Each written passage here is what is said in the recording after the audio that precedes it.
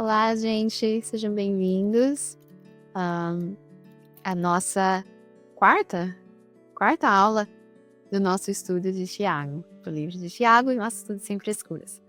Hoje nós vamos falar de Tiago, capítulo 1, dos versículos 12 a 27. Não vou demorar muito, porque eu deixei a pequena acordada. E vamos ver quanto tempo ela vai durar, tem que chorar muito, né?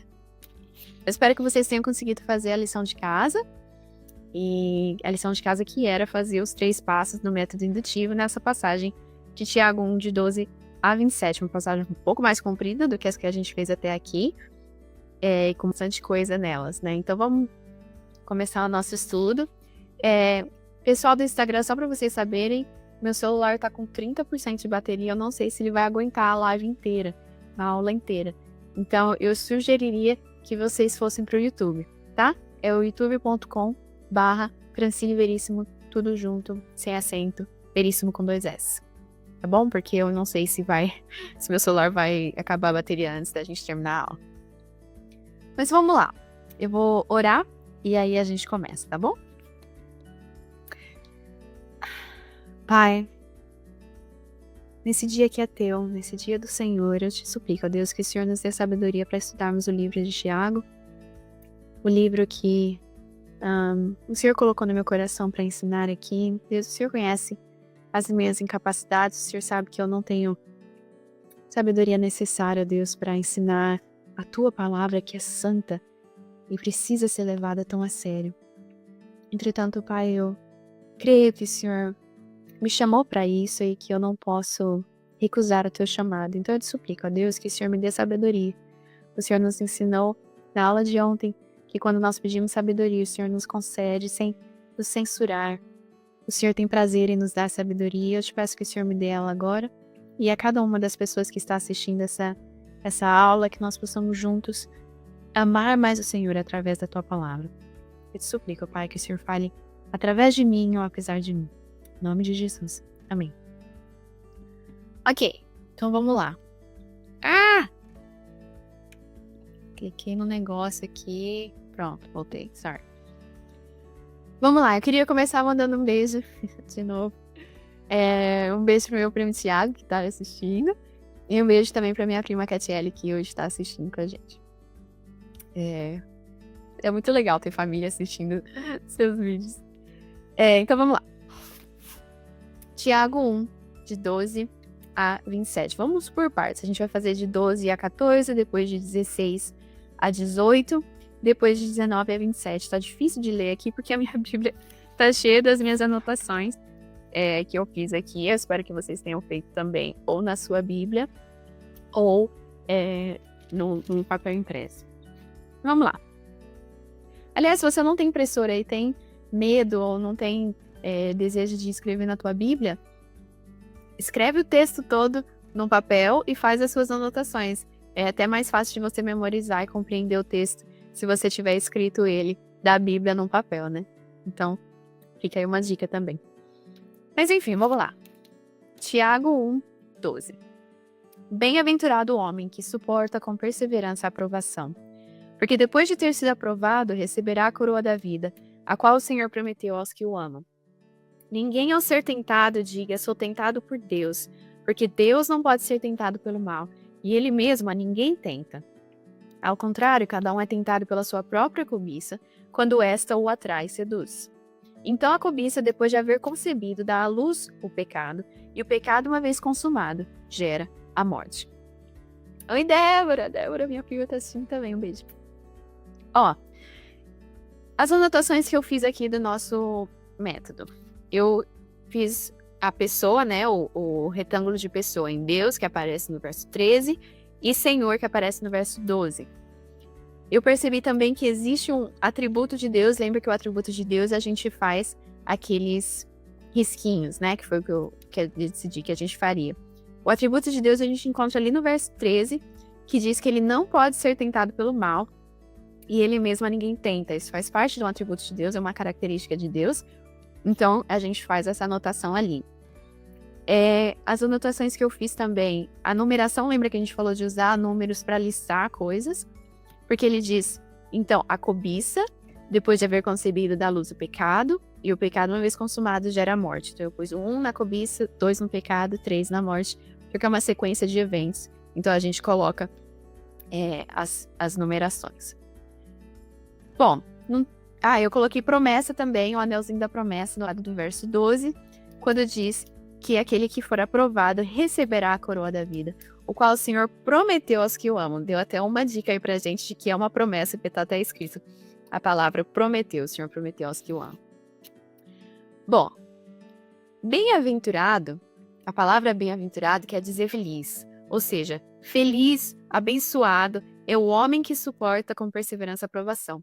Vocês percebem aqui que Tiago está se repetindo, ele já falou isso, a gente viu na aula passada, que a aprovação, uma vez confirmada, a aprovação da vossa fé produz perseverança.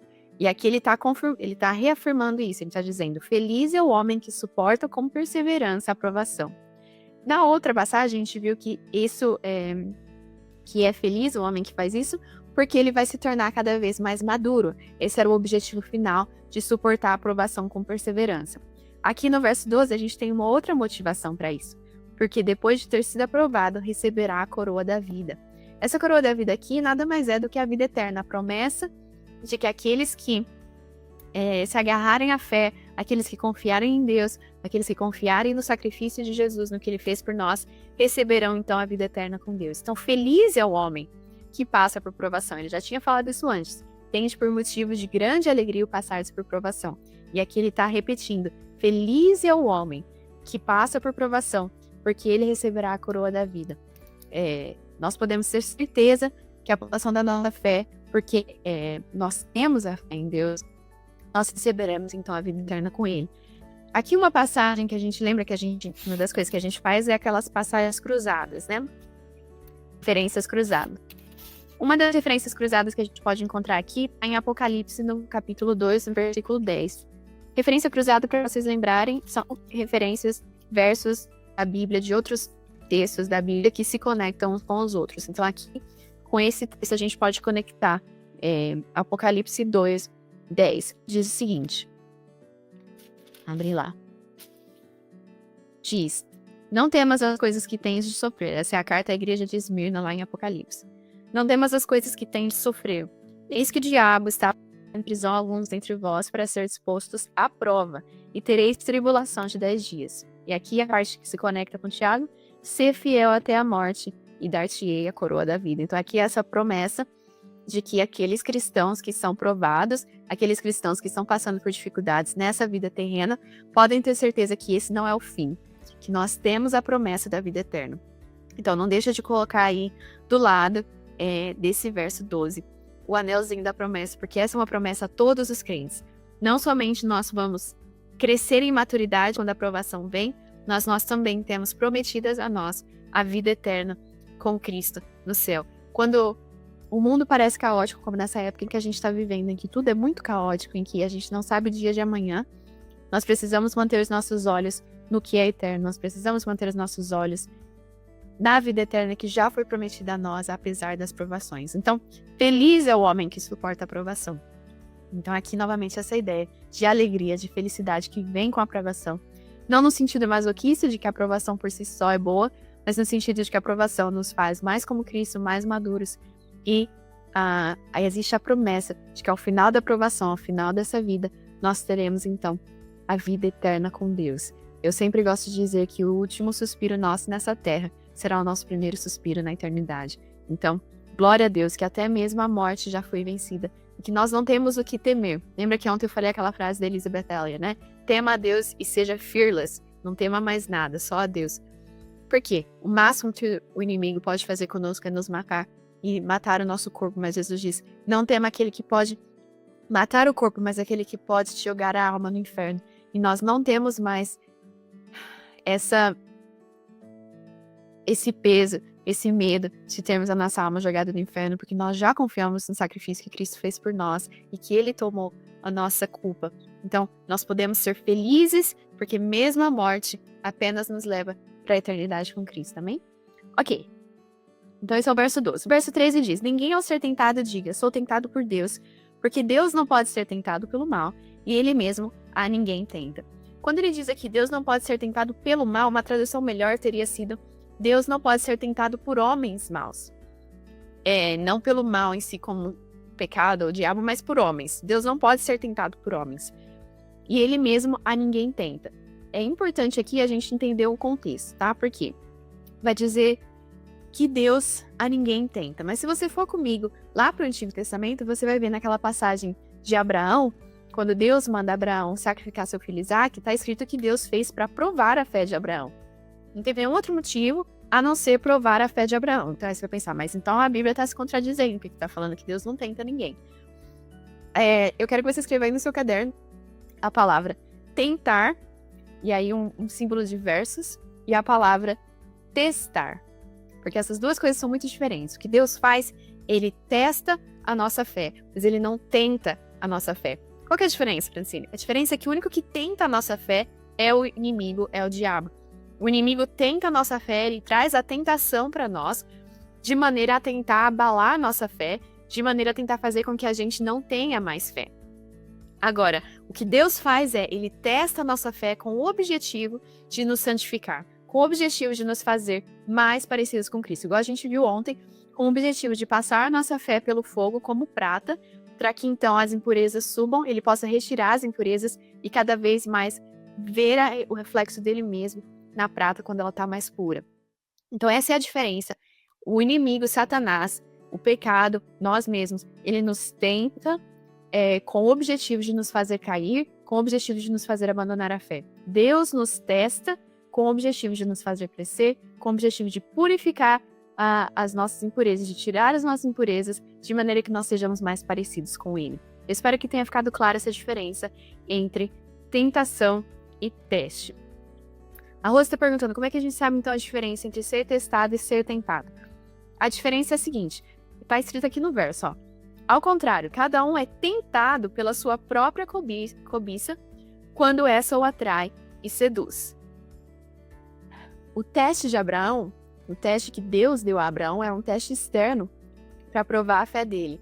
Agora, quando nós temos a tentação, por exemplo, de olhar para alguém com luxúria, a gente pode saber que esse não é um teste da nossa fé vindo por Deus, que Deus não está colocando uma pessoa vestida de forma inapropriada na nossa frente para testar a nossa fé. Com certeza aquilo é uma tentação da nossa própria cobiça. Essa é a diferença. Você tem como saber se aquilo está vindo de dentro de você, se está vindo de um desejo pecaminoso ou se está vindo como testes externos vindos de Deus.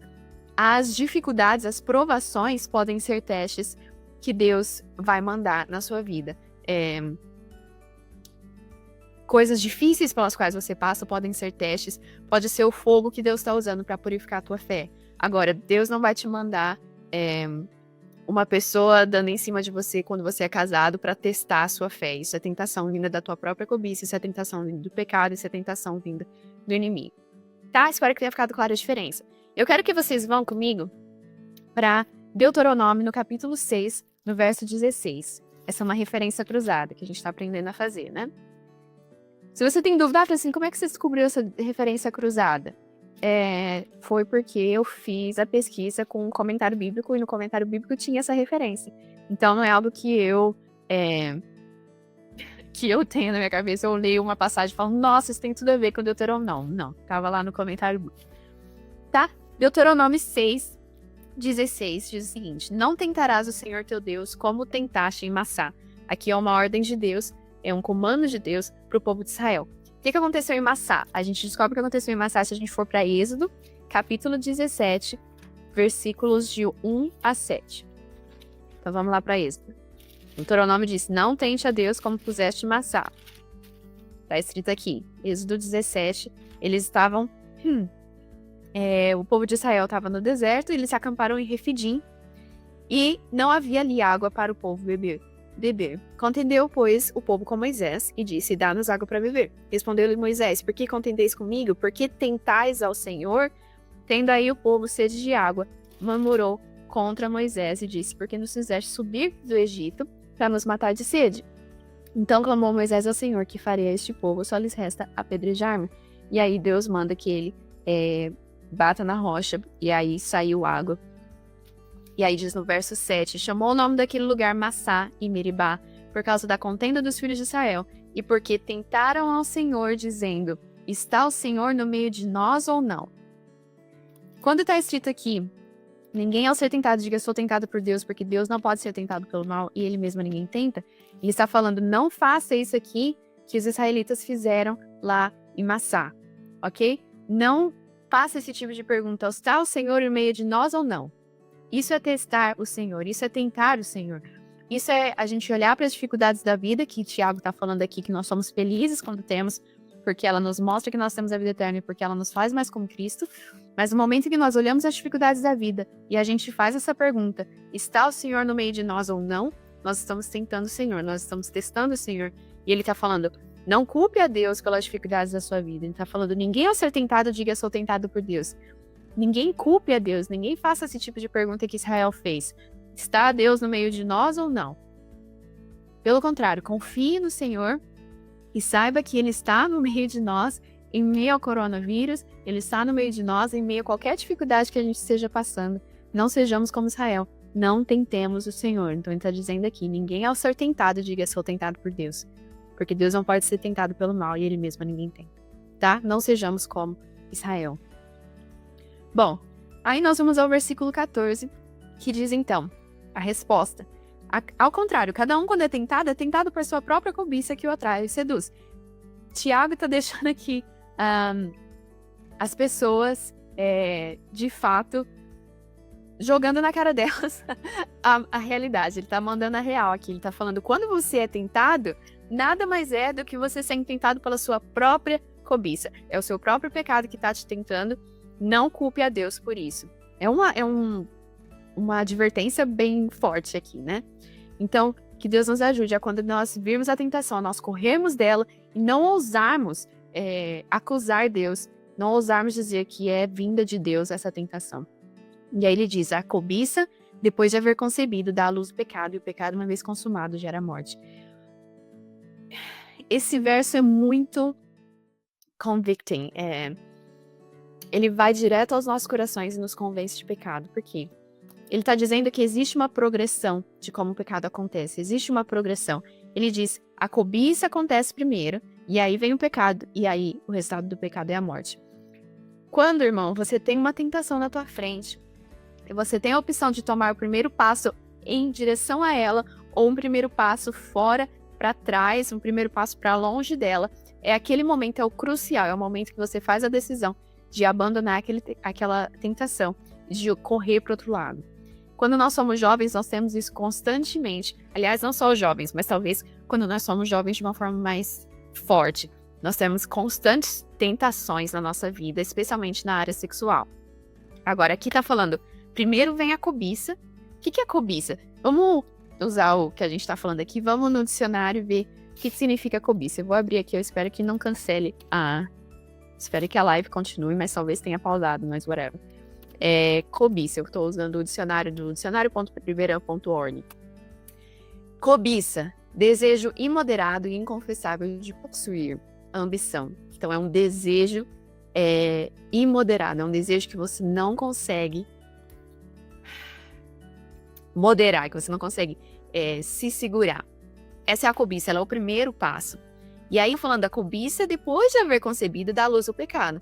Se você quebra a cobiça antes dela tomar posse de você, de ser e reger você, você quebra esse ciclo do pecado. O pecado sempre, sempre, sempre, sempre gera morte. Eu falei disso muitos anos atrás, numa postagem no Graça em Flor. Pode ser que não... a gente sabe que o salário do pecado é a morte eterna, mas nós, como salvos, nós não temos mais a morte eterna. A gente acabou de ver a promessa da vida eterna àqueles que são salvos. Entretanto, o pecado ainda nos traz mortes, outros tipos de mortes. O pecado, por exemplo, de se dar à luxúria de trair o seu marido, vai gerar a morte do teu casamento.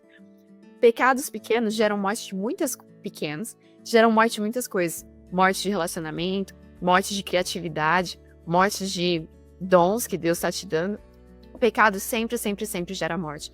Então, irmãos, eu estou te encorajando aqui com esse versículo de Tiago. Mata a cobiça quando ela começar. Já começa desde o primeiro passo do pecado, na cobiça, quando você ver alguma coisa que você deseja, é isso que é a cobiça, esse ver e desejar, quebra ali a tentação, ok? A cobiça, quando é concebida, gera o pecado e o pecado gera a morte. Nós temos em nós a capacidade de fazer isso. Nós ainda vivemos na presença do pecado como crentes, nós ainda temos o pecado em nós, mas nós não somos mais sujeitos, escravos, sob o poder do pecado. Nós não temos mais, o pecado não tem mais poder sobre nós. Por causa de Cristo, do sangue de Cristo, por causa do Espírito Santo de Deus que habita em nós, nós podemos dizer não à cobiça logo no começo e recusar o pecado e recusar a morte. Ok? Vamos seguir então.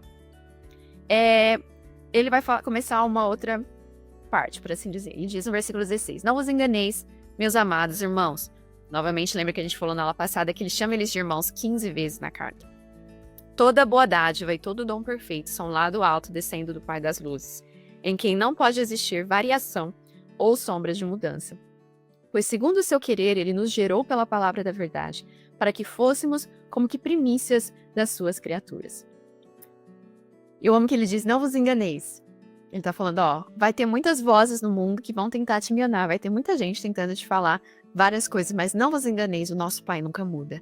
O nosso Pai é o mesmo ontem, hoje e para sempre. Deus é o mesmo ontem, hoje e para sempre. É isso que ele tá falando. Nosso Pai das luzes, em quem não pode existir, não faz parte da essência de Deus o mudar. A essência de Deus é continuar o mesmo. Ele diz, não pode existir variação ou sombras de mudança em Deus. Eu acho muito bacana, eu já tinha falado para vocês, a especificidade da autoria de Tiago, que ele traz muita questão de natureza, né? E aqui ele tá chamando Deus de Pai das luzes. E aí, se você pensa Deus como Criador, ele é o Pai das luzes no sentido de que ele criou o Sol, ele criou a Lua, ele criou as estrelas, que é aquilo que nos dá luz, como humanos, nessa realidade nossa do mundo físico. E aí ele vai dizer, ao contrário do Sol, ao contrário da Lua, ao contrário das estrelas, que existe variação, que tá aqui de dia, depois não tá, que tá aqui de noite, depois não tá. Deus não tem variação. O Pai das luzes, em quem não há variação ou sombra de mudança. Ele é sempre o mesmo. Isso significa que todas as promessas, todas aquelas promessas que a gente coloca, o anelzinho de promessa na nossa palavra, elas são promessas que a gente pode colocar toda a nossa fé, porque aquele que prometeu é fiel e ele não muda. Não existe em Deus variação ou sombra de mudança. Eu acho que nessa época de coronavírus, gente, essa tem sido uma verdade que tem agarrado meu coração, ancorado meu coração nessa época. Nosso Deus é o mesmo Deus hoje que foi o Deus nas guerras mundiais, que foi o Deus em todas as outras calamidades do mundo, é o mesmo Deus dessa pandemia. Deus não muda. Glória a Ele por isso. Não existe nele variação ou sombra de mudança.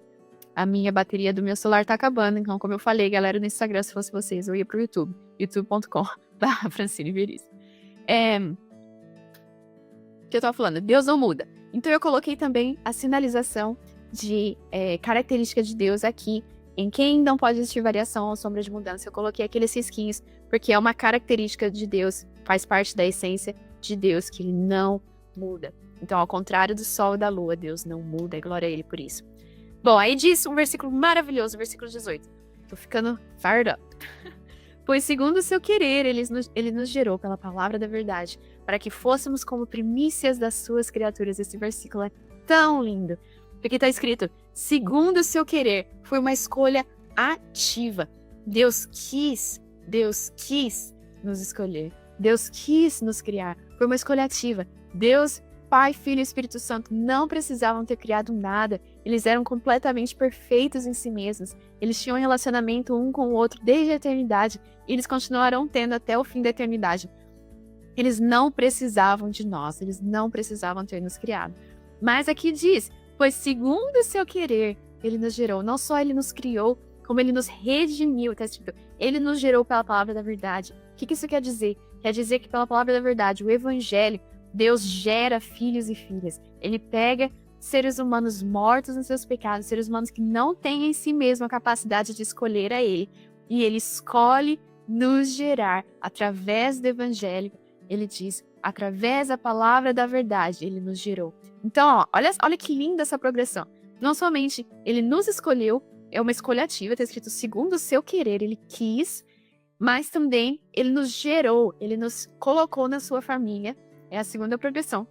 E a terceira, não só ele colocou na sua família, como ele nos fez primícias das suas criaturas. Primícias, eu quero que a gente pense ali na ideia do Antigo Testamento, quando eles faziam a colheita, e Deus mandava que as primícias da colheita, ou seja, os primeiros frutos da colheita, os melhores frutos da colheita, fossem separados para ele, era para ser oferta, era algo da lei, era uma ordem de Deus. Quando os israelitas fizessem a colheita, os primeiros frutos, essa é a palavra primícias, é isso que significa, os primeiros frutos precisavam ser trazidos para Deus, precisavam ser ofertados a Deus. Então, primícia significa o melhor da colheita. Então, aqui tá dizendo, Deus quis nos gerar na sua família e fazer de nós o melhor da sua colheita, o melhor das suas criaturas. Irmãos, esse verso para mim é um dos versos mais lindos da palavra. Pois segundo o seu querer, ele nos gerou pela palavra da verdade, para que fôssemos como primícias das suas criaturas. Amém? Eu amo esse versículo, amo esse versículo. Mas vamos continuar. Vamos continuar, porque tem muita coisa aqui ainda. Versículo 19 diz o seguinte. E eu queria também apontar um contraste que tem aqui. A gente vê lá no versículo 15, lembra que o contraste é aquele risquinho que a gente faz o X de versos, né? No versículo 15 a gente vê que o pecado gera a morte, e no versículo 18 a gente vê que nós fomos gerados pela palavra da verdade. Então a vida que Deus nos dá pelo evangelho versus a morte que o pecado traz. Então esse contraste lindo e maravilhoso entre o que o pecado faz, morte, e o que Deus fez por nós, vida. Então existe esse contraste no verso 15 e verso 18. Tá vendo como que quando a gente estuda, observando e buscando essas coisas, buscando contraste, buscando o significado das palavras, entendendo o que significa primícias, entendendo o que significa, qual que foi a palavra lá que eu pesquisei? Cobiça. Entendendo, buscando o contraste, a gente vê o texto come to life, né? O texto finalmente tem vida e fica maravilhoso de entender e de ver todas as coisas que Deus está querendo falar conosco nele. Mas enfim, vamos continuar. Ok? Versículo 19. Sabeis essas coisas, meus amados irmãos, todo homem, pois, seja pronto para ouvir, tardio para falar e tardio para se irar, porque a ira do homem não produz a justiça de Deus. Esse versículo é muito prático, não tem muito o que cavar nele. É simplesmente isso. O homem é um comando, não esquece de colocar o ponto de exclamação do lado do verso 19, o ponto de exclamação que significa comando, porque é justamente isso. É um comando. O homem seja, então, pronto para ouvir, tardio para falar, tardio para se irar. Eu coloquei também os números. Lembra que a gente faz, toda vez que tem uma lista, a gente faz os números. Então, eu coloquei pronto para ouvir, é o item número 1. Tardio para falar, número 2. E tardio para se irar, número 3. Então, nós temos essa lista e esse comando. Eu não vou me segurar muito aqui, porque é uma coisa muito clara que a gente precisa colocar em prática. Que nós sejamos prontos para ouvir, e demorados para falar, e demorados para se irar. Ele diz, por que a gente não pode se irar? Porque a ira do homem não produz a justiça de Deus. Lembrem-se aqui, novamente, que no contexto original da audiência original, essas pessoas estavam sendo perseguidas. Essas pessoas estavam sendo perseguidas por sua fé, elas estavam passando por muitas provações. Então, quando ele diz, a ira do homem não produz a justiça de Deus, ele está querendo dizer, olha, vocês estão irados e bravos e com raiva dessas pessoas que estão perseguindo vocês, a ira de vocês não vai produzir a justiça de Deus. Então, ele está encorajando essas pessoas a se lembrar que a ira humana não produz a justiça de Deus. E aí eu coloquei um contraste entre ira do homem e justiça de Deus. São duas coisas que estão contrastando e uma não produz a outra. E aí ele diz no versículo 21, portanto, despojando-vos, despojar significa tirar, é tirar a roupa, tirar aquilo que você está vestindo, é se despojar. Despojando-vos de toda impureza e acúmulo de maldade, acolher com mansidão a palavra em vós implantada, a qual é poderosa para salvar a vossa alma. O que ele está dizendo aqui? Toda a maldade que vocês estão vestindo, toda a maldade que que a gente já tinha falado, né, lá em cima, que é vinda da sua própria cobiça, toda a tentação que vem de você mesmo, todo o pecado, tira, como se fosse roupa. Ele está falando, acúmulo de maldade, essa sujeira, é para você tirar como se estivesse te incomodando, como se estivesse sujo Imagina que você tá com uma roupa suja, nojenta e você quer tirar. Despoje de toda a maldade. Tira toda essa maldade e acolhe com mansidão a palavra em vós implantada, a qual é poderosa para salvar a vossa alma. Então aqui tem também um contraste entre a impureza que você está vestindo, você deve tirar, e a palavra da verdade que você deve deixar fazer a raiz em você. Está escrito, acolher com mansidão a palavra em vós implantada. Essa noção de raiz, de que a palavra de Deus precisa estar enraizada em nós. É por isso que a gente está estudando ela. Quanto mais a gente a estuda, quanto mais a gente vai até ela, mais ela fica enraizada em nós. Então está dizendo, acolher com mansidão a palavra enraizada em vós, a qual é poderosa para salvar a vossa alma e dar a vocês a vida eterna que foi prometida lá no verso 12. E ele diz, tornai-vos, pois, então, praticantes da palavra e não somente ouvintes. Aqui é um grande ponto de exclamação, é um comando forte. Tornai-vos praticantes da palavra e não somente ouvintes, enganando-vos a vós mesmos. Ou seja, quando você finge que pratica a palavra, quando você finge que você é cristão, não é os outros que você está enganando. Tiago vai dizer com firmeza, você está enganando a você mesmo. É você mesmo, é a tua própria alma que está em risco. É a tua própria alma que você está enganando. E ele diz, porque se alguém é ouvinte da palavra, e esse verso pode ser um pouco confuso, talvez alguns de vocês tenham colocado o ponto de interrogação, de ideia confusa aqui, mas a gente vai tentar explicar. O versículo 23 diz, porque se alguém é ouvinte da palavra e não praticante, assemelha-se ao homem que contempla num espelho o seu rosto natural, pois a si mesmo se contempla e se retira, e para logo se esquece de como era a sua aparência. Mas aquele que considera atentamente na lei perfeita, lei da liberdade, e nela persevera, não sendo ouvinte negligente, mas operoso praticante, este será bem-aventurado no que realizar. Vamos lá. O que significa essa ideia do espelho? É uma metáfora, né? Uma comparação que ele está fazendo, no sentido de que o espelho aqui é a palavra de Deus. Quando nós olhamos para a palavra de Deus, nós vemos refletido quem nós realmente somos. Nós vemos que nós somos pecadores, nós vemos que nós somos absolutamente necessitados de Cristo. Nós vemos a nossa impureza, nós vemos o nosso pecado. Quando nós vamos para a palavra, ela é uma espada de dois gumes que nos mostra no íntimo do nosso ser o quanto nós somos vazios e o quanto nós precisamos de Cristo. Então, a palavra de Deus é como um espelho que nos mostra quem nós somos. Agora, a gente pode olhar para ela, ver quem nós somos e se retirar e esquecer do que ela disse sobre nós, esquecer que ela disse como era realmente nossa aparência, que nós somos incrivelmente pecadores. Então, esse é aquela pessoa que vai até a palavra e apenas ouve, mas não a pratica. Aquele homem que a pratica é um homem que vai até a palavra, se vê refletido e vê a sua necessidade de Cristo e corre para ele. Então, aqui ele está dizendo, aquele que considera, aquele que olha para a lei de Deus e vê quem ele realmente é, e nela persevera e continua crendo, e continua vivendo, e continua crescendo através da palavra, não sendo só um ouvinte, mas um praticante, este será feliz no que realizar. Aquele que vai até a palavra e reconhece que ele precisa de Cristo, que vê o reflexo de quem ele realmente é, ele então é aquele ouvinte que vai ser bem-aventurado, feliz, alegre no que realizar. Essa é uma promessa, eu coloquei também um anelzinho da promessa ali do lado, porque é uma promessa. Não no sentido de que tudo que a gente fizer vai dar certo, mas no sentido de que não importa o que a gente fizer, nós vamos ser felizes porque nós vemos quem nós somos e vemos que Deus já criou um caminho para que quem nós somos não mais nos impede de estarmos com Ele. Ok? É isso que significa essa ideia toda aqui do espelho, do homem natural e tudo mais. É só isso que significa. Se a gente for para Mateus no capítulo 7, uma referência cruzada aqui, Mateus capítulo 7, os versículos 24 a 27, a gente vê o seguinte: todo aquele, pois, o próprio Jesus está dizendo, todo aquele, pois, que ouve essas minhas palavras e as pratica, será o homem que edificou a casa sobre a rocha. E aí ele diz depois no 26, e aquele que ouve as minhas palavras e não as pratica, será o homem que edificou sua casa na areia. Então é a mesma ideia. Eles falam que Tiago é o livro que coloca muito do ensinamento de Jesus na prática. Ele está realmente trazendo aquilo que o próprio Jesus disse aqui.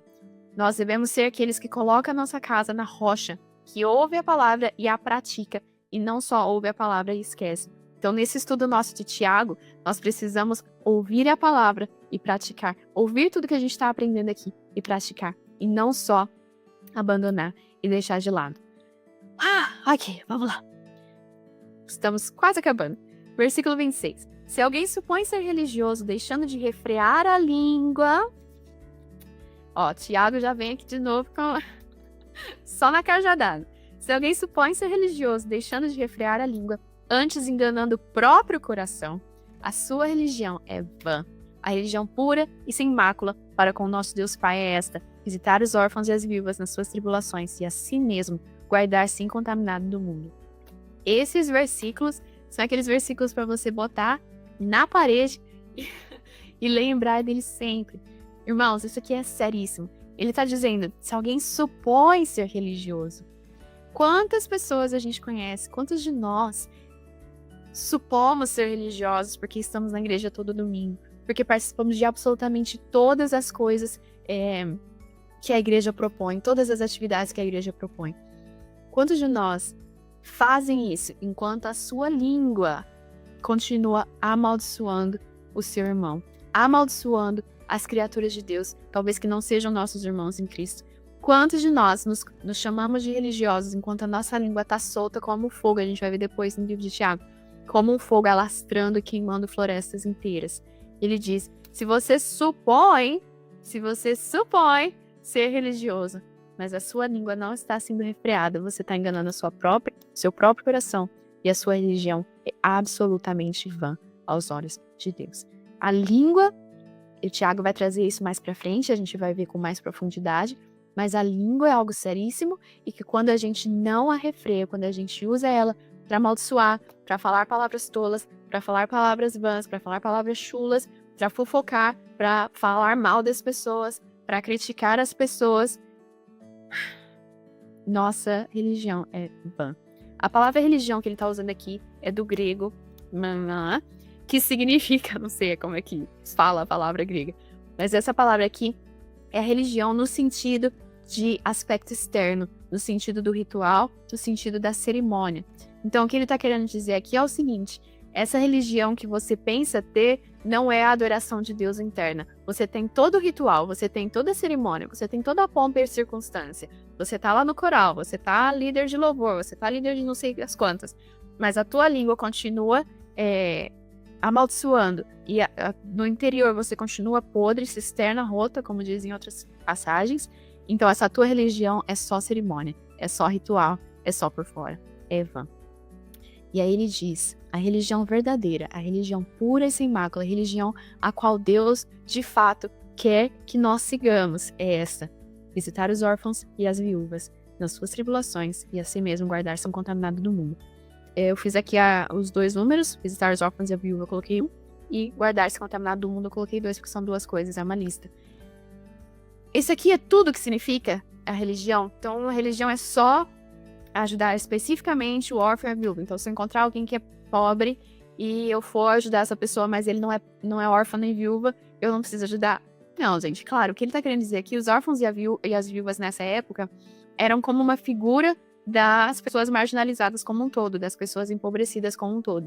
Então o que ele tá dizendo aqui é o seguinte: a religião verdadeira e sem mácula diante de Deus é ajudar os necessitados, ser uma pessoa compassiva, cheia de compaixão pelas pessoas que necessitam no mundo, especialmente nessa época de coronavírus. Existem muitas oportunidades da gente fazer isso.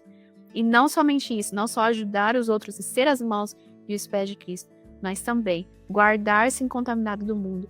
É o que a gente viu a questão do pecado, dizer não para o pecado lá na época da cobiça, dizer não ao pecado, manter-se imaculado, separado do mundo, como primícias da criação, como aqueles que foram escolhidos por Deus, a gente vê no verso 18, para serem separados, para serem dele, para serem completamente separados do mundo. Minha garganta tá doendo, vou ser sincera com vocês. Vamos com a aplicação, então. E a gente termina. Ó, a aplicação. O que esse texto diz sobre Deus?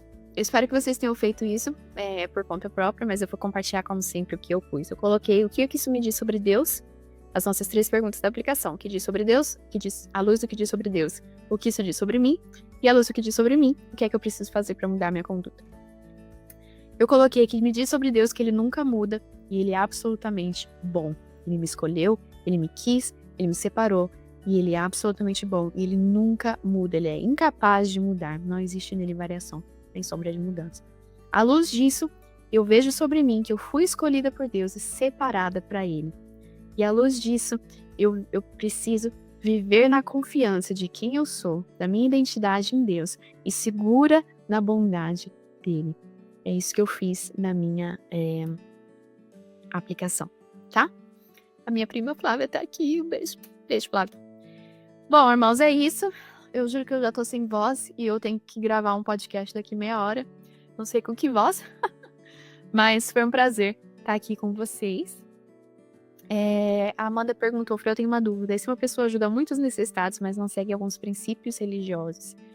Bom, é claro que existe graça comum. O que é graça comum? Graça comum é quando Deus usa até mesmo pessoas que não são salvas para fazer coisas boas, coisas que ajudam a humanidade. Mas se a pessoa por fora ela ajuda as pessoas, mas por dentro ela ainda não creu que ela é completamente contaminada do mundo e que ela precisa de Cristo, então a religião dela também é vã, porque ela tá só por fora e não tá por dentro. Existem muitas pessoas boas no mundo, mas que vivem na arrogância de acharem que não precisam de Deus, né? Bom, vocês estão falando que eu falo muito rápido. É porque se eu for falar rápido, já foi 40 minutos eu falando rápido. Imagina se eu falasse devagar. Então tá bom, gente, eu vou orar e aí a gente termina, tá bom? A lição para amanhã é fazer a... Não sei se amanhã eu vou fazer, talvez eu precise de uma pausa para minha voz. Mas a lição para a próxima aula talvez seja amanhã ou talvez seja na terça. É fazer os 3 passos do método indutivo no capítulo 2, nos versículos de 1 até 13. Ok? Acho que dá pra ser de 1 a 13. Ou será que a gente vai mais? Depois eu posto no Instagram. Então tá bom, eu vou orar rapidinho. Senhor Deus, obrigada, Pai, pela oportunidade de nós estarmos juntos. Obrigada pela sabedoria que o Senhor nos dá através da Tua palavra e que ela é viva e eficaz e que ela tem tanto para nos ensinar. Obrigado pelo livro de Tiago e por tudo que nós estamos aprendendo juntos sobre ele. Senhor, eu te peço pela minha voz, eu te peço que o Senhor me dê voz para fazer essa participação nesse podcast e ser uma bênção a mim também.